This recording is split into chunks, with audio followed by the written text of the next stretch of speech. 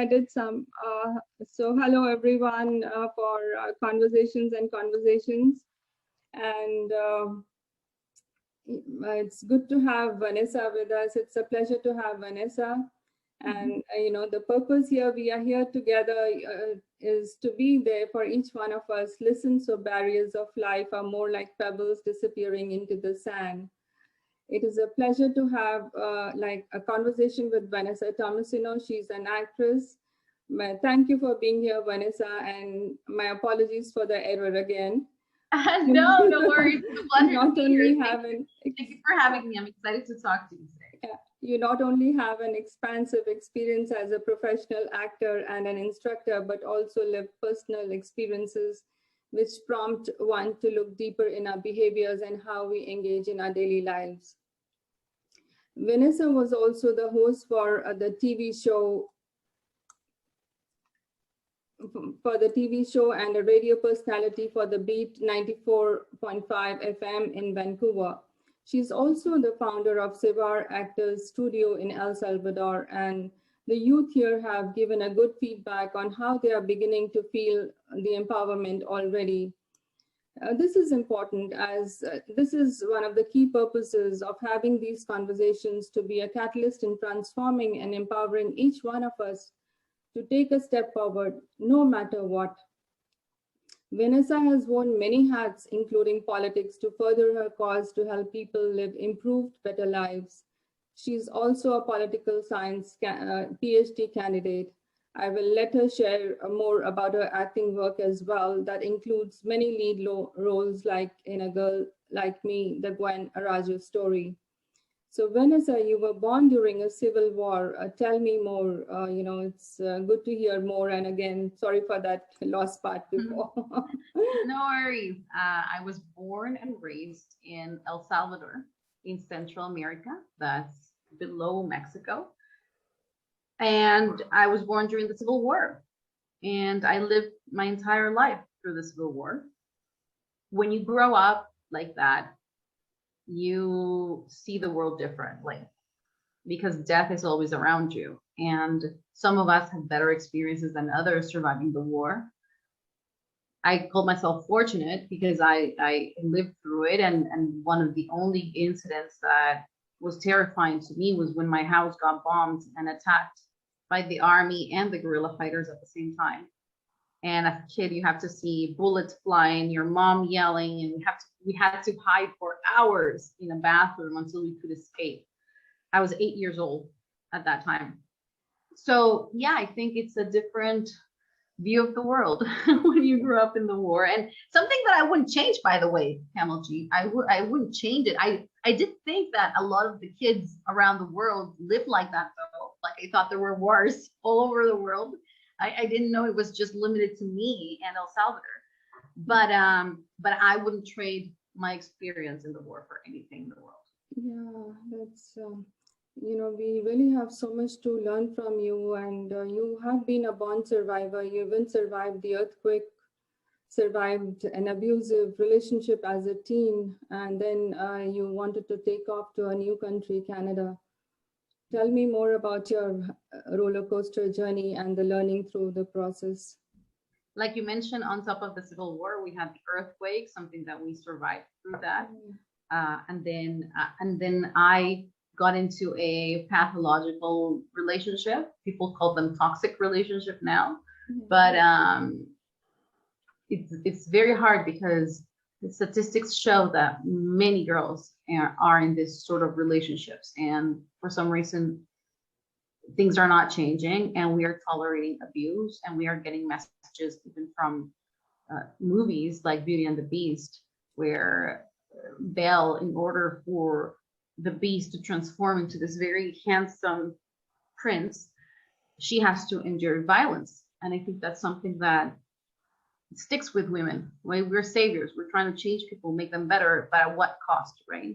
So all that has made the person that I am and led me to Canada, a place that when I arrived, I thought it was absolutely perfect. I could walk down the streets without feeling like somebody was going to sexually harass me. I was able to do the jobs that I wanted, regardless of whether I was a woman or a man.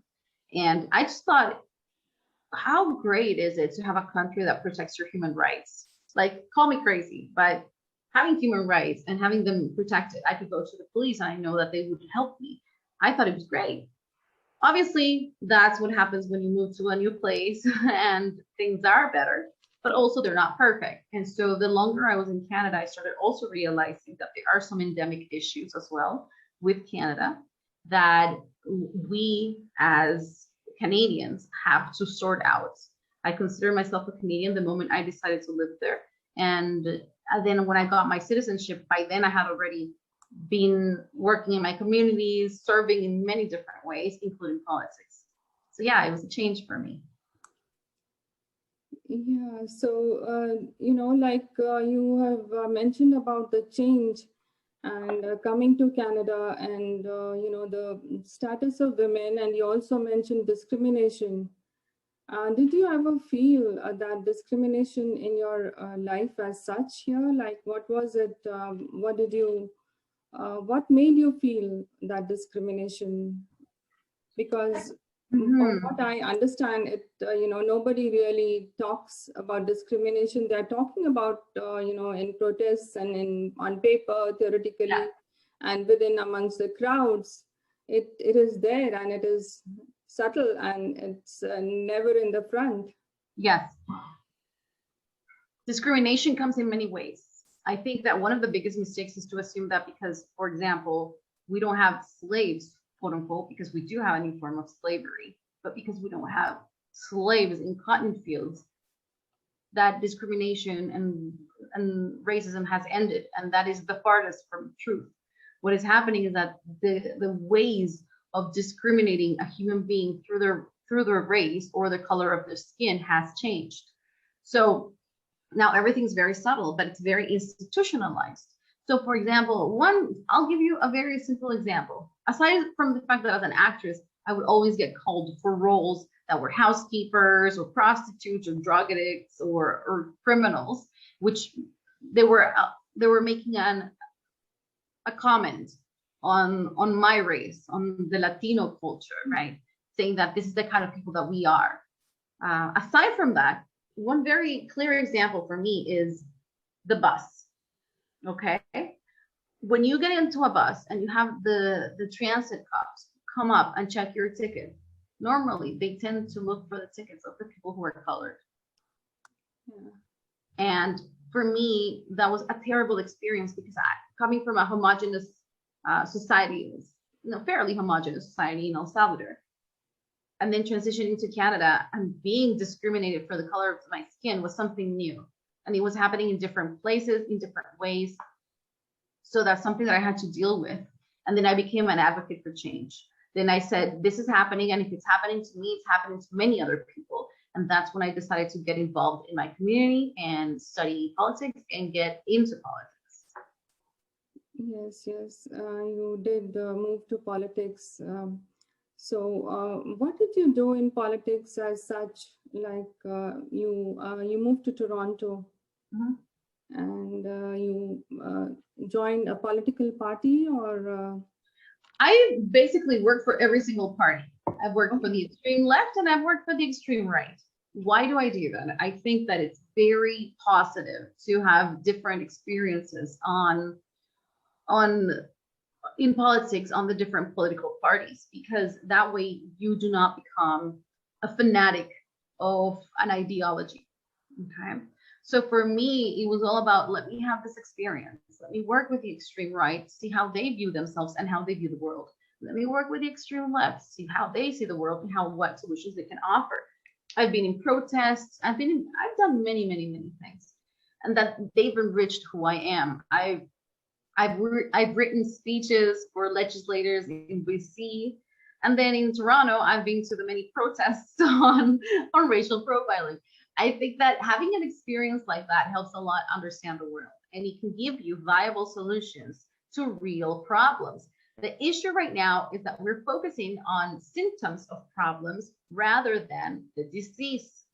So it's not just a matter of seeing what's at the top of the iceberg, is looking down and looking at the systemic problems that can be found in our world, and then tackling those, not the symptoms, not the things we can see, but the real problems that exist at the core of a society. Yeah, each one of us has to wake up to that. We all need to be an advocate, I think, somewhere within. That is the purpose why we are having this conversation too. And how would you amalgamate politics and acting as a career? You know, that is your main thing, but I'm very grateful for having known you also. You know, I'm grateful to source as such that I know a person like you who values life in a very different way, you know, like it's amazing. And I would like to learn more from you at probably many more times. Yes, no, the feeling is mutual. I am very happy to have you in my life, Kamaljeet. With regards to acting and politics, it's not very far-fetched, the connection between both things. People think it is, but they're not. It's about human condition. It's about understanding relationship. It's a dance between power. It's a give and take situation. It happens in both things. And I thought I was going to change the world through politics, which I didn't. Nobody read my publications. Nobody went to my conferences. I mean, they did, but it was the same people that go to conferences, other scholars, right? When my target audience was the people. Okay. So I realized that academia and politics was so removed from reality and from everyday people, while acting and movies aren't. And so I found that through acting and making movies that can put a mirror to society and say, this is what's wrong with us. We need to change this. By doing that, we're able to change our reality and change the world. So I have been so blessed by having acting and politics as my careers, because putting them together, we can truly change the world, Kamalji, together. Yeah, absolutely. So, and also about, you know, you're also an instructor, you're a professional actor, and you're also an instructor, you know, you were training many youth. Before I go on to the question, do you train a youth and people over online as well, or you're in person? Yes, currently because of COVID, I coach people online via Zoom. So I have actors from everywhere in the world. Wow. And yes, and it's not about just becoming a better actor, it's about becoming a better human. Oh yes, you helped my son. Thank you. I must say that you directed a few things and we made use of that. So, you know, we who are in the middle of emotional turmoil very often due to whatever that is happening around us. Mm-hmm. And especially the youth seem to hit a dead end. I have faced this. I've seen people, children, you know, feeling that there is no hope for them. What do you feel like? How can this help the youth to exit from the dark spaces? How acting as a career, you know, help them out? Kids, young people in general, feel really disempowered. And they feel disconnected. And they feel alienated from their humanity. It has a lot to do with the world that we've created through neoliberalism, competitiveness, this dog-eat world and dog-eat-dog world that has made people just completely not only alienated from each other, but from themselves. So what I'm finding is that kids nowadays, they don't believe they can change the world. They're disempowered. And the little problems that they face become pools where they drown, instead of looking at problems as obstacles that can make them rise. And so we need to change that. If we're not providing the tools necessary for our kids and our children and the next generation to be fully functioning and serving human beings, then we're doing something really wrong. Yeah. And I find nowadays that kids feel disempowered in a terrible way. And they feel lonely. And they feel like nobody understands them. And this is not just teenage angst, like we used to have that in the 80s and the 90s. It's not that. Yeah. They're taking their lives. Yeah. And so I think that this is the time to change. It's a wake-up call. And acting has a way of bringing to life a human being if done correctly. If it's done correctly, a human will love again, will feel loved, and will connect in ways that perhaps in their daily lives they can't do. Yeah. Yeah. So the team of your students, how do they feel? Like like I heard that they feel empowered, and like how do you feel personally about them? I hope they feel empowered. Yeah, I mean, a lot of them have made huge changes in their lives, from basic things like standing up for themselves and pursuing their dreams, to whole identity and subjectivity changes. Realizing that perhaps you're from a different, your sexuality is more important than you thought, things like that, right? So I've seen immense growth with my actors that I haven't seen in the work that I do in politics or in youth, at-risk youth community outreach and things like that, right? I find that acting opens the door for change and inclusiveness and love and fighting. I think it's a very rebellious act. I think being an actor and doing it correctly, it's extremely rebellious, because you're standing to the status quo and saying, I don't have to be like that. I don't have to be like that. I can be me. And being myself and being unique is what makes us better and able to give to society. If we try to be like somebody else, or if we judge ourselves and judge others, and we are crippled, we're absolutely crippled, and we can't do anything for anybody else. So acting has that ability to make better human. Yeah. One off the track question, I just came to my mind that young women, they feel, like everyone is into beauty. They all want to look good. They all want to look pretty, and they do all sorts of things to take care of themselves. Yeah. But some of them do feel disempowered. They might feel that, they are not good enough. What do you have to say to them? They going in for extensive treatments, and they have body image issues.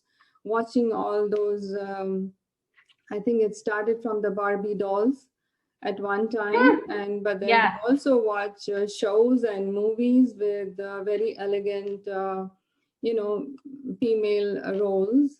Yeah. So, what would you like to, I just want to hear your thoughts, and how can we encourage them to accept what they are and who they are, because the truth is what they are, and it's all good. Yes. In all forms, it is good. And it's a trap, right? Falling into the standards of society, it's a complete trap, because not even the people who are considered the most beautiful people in our society are happy with themselves. Yeah. So this is a trap, right? That we need to understand. But it's a trap we've all fallen into. I fall into that trap many times. I mean, I've had anorexia, I've been bulimic, I've done it all. I've gone through all the diets trying to be thin, when the secret was that I didn't have to be thin.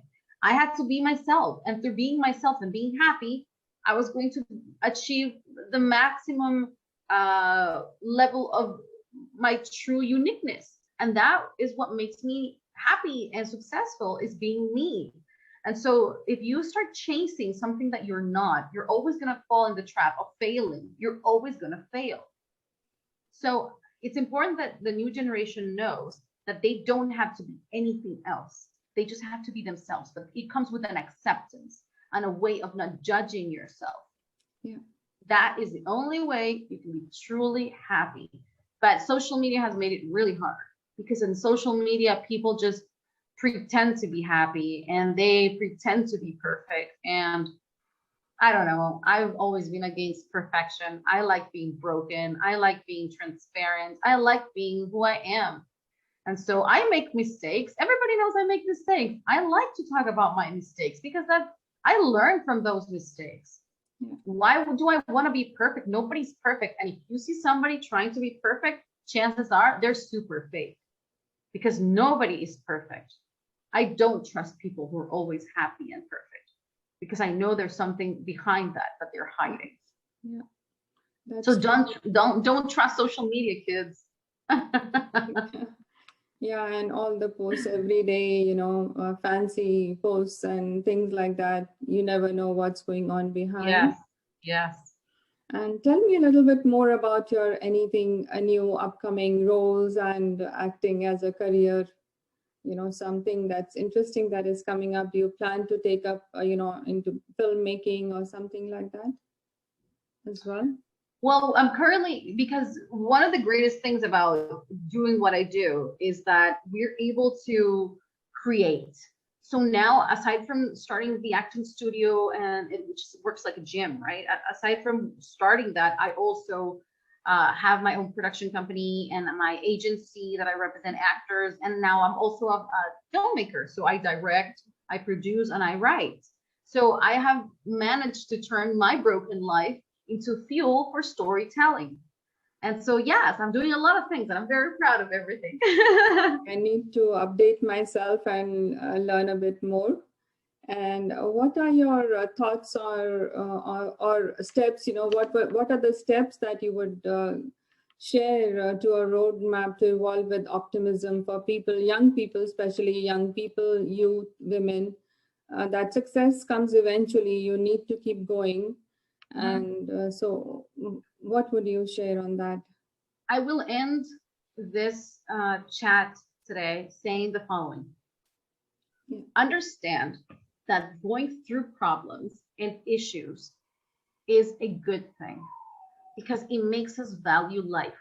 It makes us stronger, and it gives lessons that perhaps in other ways we wouldn't be able to learn. And it doesn't mean that you have to stay there. When things hit you hard, you have to receive the hit, then process the hit, and then use that new, whatever you've learned from that experience, use it to your advantage to become better. If I would have stopped when people said, you're never going to be an actress because you're not pretty, you're too fat, you're not talented, you come from a third world country, you come from a broken home, you're too damaged, blah, blah, blah, blah, blah. If I had listened to that, it did hurt. I'm not saying it didn't hurt. It hurt. But if I had listened to that, I would have never, ever seen who I am now. Yeah. I would have never understood what it is to fight for something. And people will always talk, and they will always say things against you, always, because it is not about you, it's about them. They're projecting the things that they weren't able to do. They're projecting them on you. They see you, the success, doing the things they weren't able to do. So they will judge. I was bullied in school too, because I was acting and I was a volleyball player. I represented my country. And so that made me a target of bullying. But I knew that I had to do that to find my greatness. So it didn't matter. I'd let them talk. He was hurtful, yes. I cried, yes. But I never let it stop me. I used it to become better and stronger. So my advice to everybody is know that you will suffer in life. Life is terrible. I'm not going to lie. Life is terrible. But that doesn't mean that you cannot live, that you're not going to be able to live a happy life. You will, but it's your choice. It's in your hands. And my number one advice is you will be happy when you serve your community. If you dwell in your problems, you will drown. Instead, if you are having issues, always look outside. See who you can help. See how you can contribute to other problems outside of you. And that's how you find who you really are. and what you stand for. If you stand for nothing, you will be blown away like the wind, with the wind. Yeah, yes. Okay? That's amazing. Yes. Thank you for sharing your thoughts. I'm again very grateful for your being here and sharing everything that, your experience and your learning and your journeys. I'm sure it's going to help many, and we'll try to have another conversation with some students, maybe at a later time. Yes. Yeah. I'm very open and I'm very accessible. If anybody wants to reach out to me, Yes. whether you feel lonely or you just want to talk to somebody, or you feel like my experience can assist your experience and your challenges, by all means, you can contact me through social media. I am more than happy to help you in your journey. Yeah. Thank you for being here once again. Thank you so much, Vanessa. Okay. You're welcome, Kamalji. It's my pleasure.